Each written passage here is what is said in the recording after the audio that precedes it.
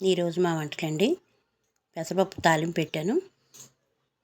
పెసరపప్పు తాలింపు మా పిల్లలకు చాలా ఇష్టం. పెసరపప్పు తాలింపు పెట్టి గుత్తి వంకాయ కూర చేశానండి. గుత్తి వంకాయ కూరకి మసాలా సామాన్లు: అల్లం వెల్లుల్లి పేస్ట్, ధనియాలు, జీలకర్ర, లవంగ, చెక్క, దాల్చిన చెక్క, ఇలాచి, అల్లం వెల్లుల్లి పేస్ట్ వేసి, ఉల్లిపాయలు వేసి, కొంచెం జీలకర్ర మసాలా పేస్ట్ యాడ్ చేశానండి.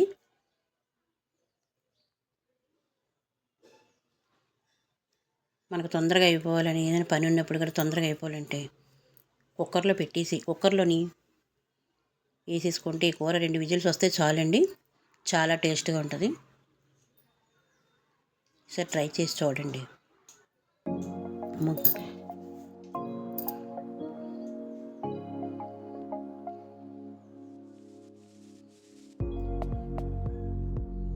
స్పూన్లు ఆయిల్ వేసాను. వంకాయలు మసాలా ముద్ద నూరి అందులో వేసి పచ్చిమిర్చి వేసానండి. కొంచెం మగ్గనిచ్చి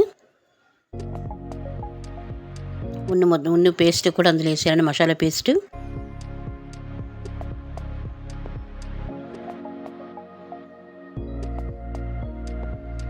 అందులో కొంచెం వాటర్ వేసి కుక్కర్ మూత పెట్టేసి 2 విజిల్స్ చాలండి. చాలా రుచిగా ఉంటుంది కూర.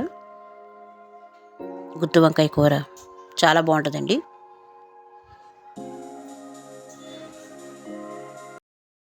నా ఛానల్ నచ్చితే లైక్ చేయండి, షేర్ చేయండి, సబ్స్క్రైబ్ చేసుకోండి.